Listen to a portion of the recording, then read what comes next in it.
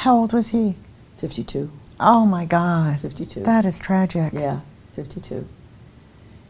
Anyway. But at least he got to meet your kids. Only Sean. Only Sean. Firstborn. And then my mother, who never drank anything in her life, I mean, you know, the Jones family drank, but it's mostly beer, and never did, for some strange reason, started to drink. You know, it became, she was devastated, started to drink, and she met a man who was a bigger drinker than anybody I ever knew, and they married. He had money, you know, more or less, and they moved to Florida, and he had a motel that he ran there. Moved to Florida. Well, she started drinking nonstop, and it killed her. I mean, she died at 62, and it was, you know, it was everything in her body was just leaving.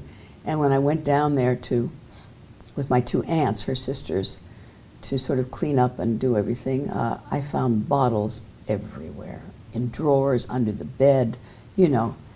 And she had never had a drop of anything, you know, before that. So. How did that affect you? Well, I was, you know, I lost both my parents relatively young, you know, so. And, you know, I was devastated that they didn't live longer because, you know, and they were thrilled. The only thing that I was happy about is they did get to see my success in the business, and they were thrilled. You know, they were just thrilled at what happened with me, and very so unexpected. Yeah, exactly. That's exactly right. Very unexpected. Because you weren't living in LA, So being groomed at the studios. That's right, and they were thrilled. And I remember they came out to Hollywood, and they were thrilled that I was living in a little apartment in Westwood. And when the premiere of Oklahoma, they had a wagon, you know, that drove up to the theater. I think it was the Pantages. And my father was in the wagon, driving the wagon, and my mother was there, you know, so it was really great. What made you decide to write a tell-all book? Well, you know, Simon & Schuster came to me and said, would you be interested? And I thought to myself, if this was 10 years ago, or even longer than that, I would have said absolutely not.